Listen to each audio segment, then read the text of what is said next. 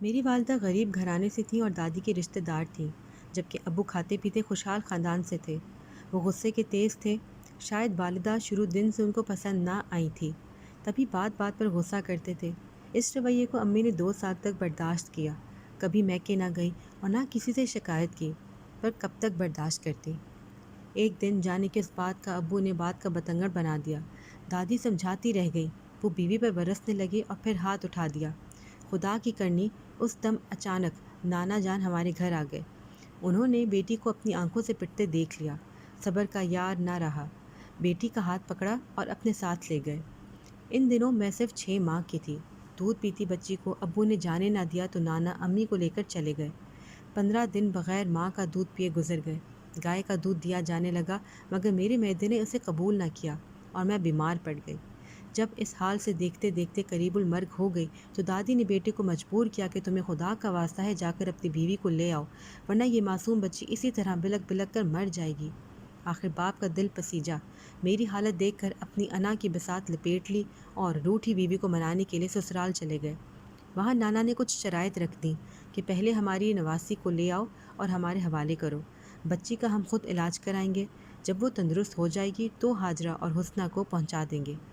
اسی بیان کو ابو نے نانا جان کا فطور اور اپنی توہین جانا۔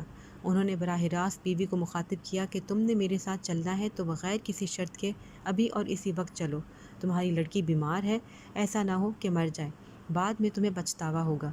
امی نے جواب دیا، میں اپنے والد کی رضا اور مرضی کے بغیر آپ کے ہمراہ ہرگز نہ جاؤں گی۔ اپنے بزرگوں کو ہمراہ لائیے اور مجھے لے کر جائیں، یا پھر میری بچی کو لائیے تاکہ میں دیکھوں تو صحیح کہ وہ زندہ بھی ہے یا دھوکے سے مجھے لے جانا چاہتے ہیں۔ ایسے جواب کی بیوی سے توقع نہ تھی۔ ابو کے غصے کا پارا آسمان پر چلا گیا اور وہ میری ماں کو طلاق دے کر آ گئے۔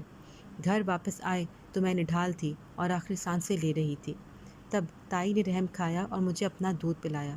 یوں تائی کی مہربانی سے ماں کا دودھ میسر آ گیا اور میری جان بچ گئی۔ 2-3 ماہ تائی کی گود میں رہی، لیکن ان کا اپنا بچہ تھا جو عمر میں مجھ سے صرف 2 ماہ بڑا تھا۔ اپنے بچے کو پالتی یا مجھے؟ انہوں نے دادی سے کہا کہ تمہاری پوتی کی پرورش نہیں کر سکتی، خود پالو یا اس کے لیے کسی اور ماں کا انتظام کر دو۔ بہرحال بہت منت سماجت کے بعد سال بھر کی عمر تک تائی نے اپنا دودھ پلایا، پھر دادی کے حوالے کر دیا۔ اب مجھے ڈبے کا دودھ لگا دیا جو راس آ گیا اور میں صحت مند موٹی تازی ہو گئی، لیکن ڈبے کا دودھ ہمارے گاؤں میں دستیاب نہ تھا۔ ایک ملازم کو خاص طور پر شہر بھیج کر دودھ کے ڈبے منگوانے پڑتے تھے۔ یہ بھی غنیمت تھا۔ رفتہ رفتہ میں نے کھانا پینا سیکھ لیا اور میں ماں کے بغیر جینا بھی سیکھ گئی۔ دادی کافی عمر رسیدہ تھیں، میری دیکھ بھال اور پرورش ٹھیک طرح سے نہ کر سکتی تھیں۔ چچی اور پھوپھی کے بعد انہوں نے اپنے بچے بھی تھے، اس لیے وہ مجھے بھی نہ دیکھ پاتی تھیں۔ ان کو میرے مرنے جینے سے کوئی دلچسپی نہ تھی۔ نتیجہ یہ ہوا کہ میں کبھی ادھر تو کبھی ادھر ڈولنے لگی۔ والد صاحب ایک اچھے عہدے پر فائز تھے اور وہ شہر ہوتے تھے، جبکہ میں گاؤں میں دادی کے پاس رہتی تھی۔ ایک دن ابو گاؤں آئے اور پھوپھی بھی ساتھ آئی ہوئی تھیں۔ انہوں نے بھائی سے کہا، بھائی خدارا حسنہ کی خاطر اب دوسری شادی کر لو تاکہ یہ تمہارے پاس رہ سکے، تمہیں گھر بھاڑ کا سکھ ہو اور اسے ماں کا پیار چاہیے۔ اس پر دادی چاچی تائی سبھی یک زبان ہو گئی کہ ہاں میاں جی، اب دوسری شادی کرنی ہی ہوگی، تبھی تمہاری بیٹی کو سکون مل سکتا ہے۔ والد دباؤ میں آ گئے اور دادی سے کہہ دیا، رشتہ ڈھونڈیں، کوئی اچھی لڑکی مل جائے تو مجھے بلوا لینا۔ پھوپھی نے یہ کام اپنے ذمہ لے لیا اور اپنے سسرال میں ایک لڑکی پسند کر کے والد کو بلوایا اور لڑکی بھی دکھا دی۔ یہ پھوپھی کی ساس کی بھتیجی تھی اور بہت خوبصورت تھی، امیر گھر کی تھی، اس لیے کچھ مغرور تھی۔ بہرحال ابو نے منظوری دے دی تو دادی اور پھوپھی نے فصیحہ سے رشتہ طے کر دیا۔ 1 ماہ میں وہ دلہن بن کر گھر آ گئی۔ ان دنوں میں صرف 2 سال کی تھی جب فصیحہ ماں بن کر آئی تھی۔ ابو ہفتہ بھر رہے، پھر چھٹی ختم ہو گئی تو انہوں نے فصیحہ کے ساتھ مجھے بھی شہر لے جانا چاہا۔ تب وہ عورت اکڑ گئی اور مجھ کو دادی کے پاس چھوڑ جانے پر مصر ہو گئی۔ اس نے میری پرورش سے صاف انکار کر دیا۔ ابو اسے سمجھاتے ہی رہ گئے کہ دوسری شادی انہوں نے میری خاطر ہی کی ہے تاکہ ماں کا پیار ملے، مگر سوتیلی ماں اس نقطے کو نہ سمجھی، کیونکہ شادی کے وقت اس کی عمر 17 برس تھی اور 1 ہفتے کی دلہن کو شوہر کی بچی کی نگہداشت کرنا قبول نہ تھی۔ اب دوسری شادی کا معاملہ کھٹائی میں پڑ گیا۔ وہ انا پرست اور غصے کی تیز تو تھی اور خفگی میں اپنی نئی دلہن کو دادی کے پاس چھوڑ کر چلے گئے۔ جاتے ہوئے کہہ دیا، آپ لوگوں نے اس لڑکی سے میری شادی کرائی ہے تو اب آپ اس کو خود سمجھائیں کہ میری بیٹی کی اس کو پرورش کرنی ہوگی، جب سمجھ جائے گی تو میں آ کر لے جاؤں گا۔ ابو تو یہ کہہ کر چلے گئے اور دلہن نے روتے روتے برا حال کر لیا۔ اس کشاکش کا نتیجہ یہ نکلا کہ میرے باپ کی دوسری بیوی بھی روٹ کر میکے چلی گئی۔ والد کو دوسری شادی کر کے بھی سکون نہ مل سکا۔ بزرگوں نے لڑکی کو بہت سمجھایا مگر وہ ہٹ دھرم نکلی۔ اس نے صاف کہہ دیا کہ بچی پہلے بھی اپنی دادی اور تائی کے ساتھ رہتی تھی، اب بھی وہیں رہیں گی، میں اسے نہیں پال سکتی۔ 3 ماہ بعد ابو شہر سے آئے تو انہوں نے فصیحہ کو طلاق دے دی۔ اب میں 3 سال کی تھی، کبھی دادی کے پاس سوتی تھی تو کبھی تائی اور چاچی کی طرف، تو کسی وقت پھپھی آ کر اپنے گھر لے جاتی۔ میرا کوئی مستقل ٹھکانہ نہ تھا، ایک نازک کلی کی مانند مرجھا گئی تھی۔ صحت بھی خراب رہنے لگی، ہر دم اس حال کی شکایت رہتی، آئے دن بخار رہتا، مر مر کے جیتی اور جی جی کر مرتی تھی، جبکہ میری حقیقی والدہ کی کسی اور جگہ شادی نانا نے کر دی تھی۔ ڈال سے ٹوٹے پتے کی طرح ادھر ادھر ڈولتے مجھے 4 برس بیت گئے۔ میں نازک و نازار، رنگت جلی ہوئی، سوکھی ماری، کوئی رشتہ دار ترس کھا کر پیار کر لیتا ورنہ میری روح کو ترستی ہی رہ جاتی۔ جب والد صاحب آئے تو دادی بیمار تھیں اور بستر پر پڑی تھیں۔ انہوں نے ابو سے کہہ دیا، میرے مرنے کے دن قریب ہیں، ایک بار اور میری بات مان لو، گھر بسا لو۔ اب حسنہ بھی بڑی ہو گئی ہے، بے شک آنے والیوں سے نہ رکھے، لیکن تمہارا گھر تو بس جائے گا، کب تک یوں ہی اکیلے رہو گے؟ رشتہ داروں نے والد صاحب کو شادی پر آمادہ کر لیا۔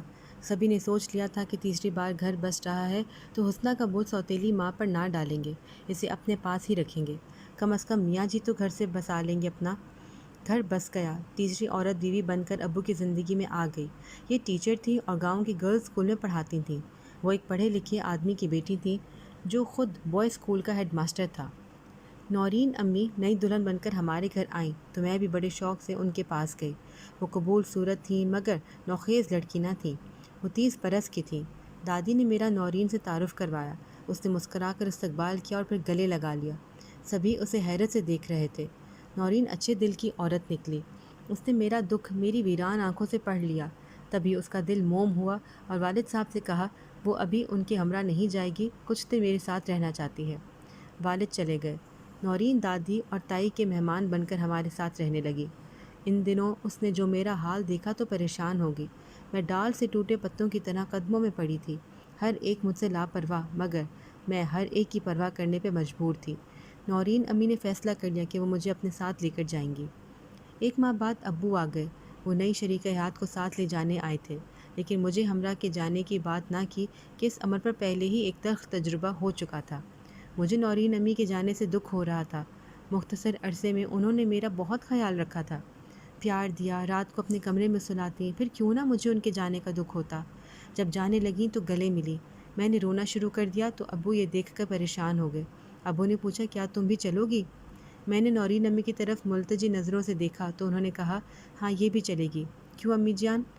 دادی چپ رہیں مگر تائی اور چچی نے ایک زبان ہو کر کہا نہیں بھائی یہ کیسے جائے گی، ابھی تو اسکول میں داخل کرایا ہے، سپارہ بھی پڑھانے کی اماں جی آتی ہیں، قرآن پاک جتنا پڑھا ہے سب بھول جائے گی۔ کیا اسکول شہر میں نہیں ہوتے؟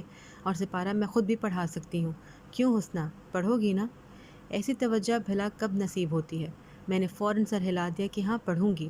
ابو کشمکش میں تھے کہ ادھر سبھی منع کرنے والے کہ اس کو مت لے جاؤ، پہلی بھی اسی وجہ سے تمہارا گھر خراب ہوا ہے، ادھر نورین امی کا اصرار تھا کہ یہ ہمارے ساتھ جائے گی۔ تائی اور چچی اس خاطر منع کر رہی تھیں کہ میں بھاگ بھاگ کر ان کے کام کرتی تھی، ان کو میری وجہ سے سہولت تھی، اور نورین امی میری یہ درگت ان کے ہاتھوں بنتی دیکھ چکی تھیں۔ بہرحال ابو نے بیوی کی رضامندی پا کر کہا چلو حسنہ جلدی ساتھ چلنے کی تیاری کرو۔ میں دوڑی دوڑی کمرے میں گئی اور اپنے چند جوڑے بیگ میں رکھ کر لے آئی۔ امی نے میرے ساتھ مل کر بیگ تیار کروا دیا اور یوں میں ان کے ساتھ شہر آ گئی۔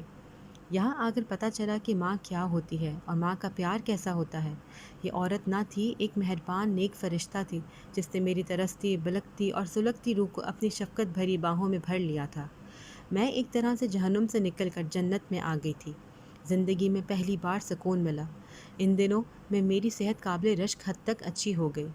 ہمیں شہر آئے 6 ماہ بھی نہ ہوئے تھے کہ دادی جان کی بیماری کا خط آ گیا۔ امی ابو اور میں ان کو دیکھنے گاؤں آئے۔ تب بھی چچا جان نے ابو سے کہہ دیا اب حسنہ بڑی ہو گئی ہے، چاہتا ہوں کہ میرے نوید سے اس کی منگنی کر دیں۔ والد نے بیوی سے مشورہ کیا تو وہ بولی ابھی یہ کمسن ہے، اسے پڑھانا ہے، جب میٹرک کر لے گی تو پھر منگنی کر دیں گے۔ والد امی کی ہر بات مانتے تھے۔ انہوں نے بھائی کو جواب دیا تو سارا خاندان ابو سے ہی نہیں نورین امی سے بھی ناراض ہو گیا۔ ددیال میں اس کے بعد امی کے خلاف ایک سازشی مہم چل پڑی۔ ہر فرد ان کو برا کہنے لگا۔ ہر ایک کی زبان پر کلمہ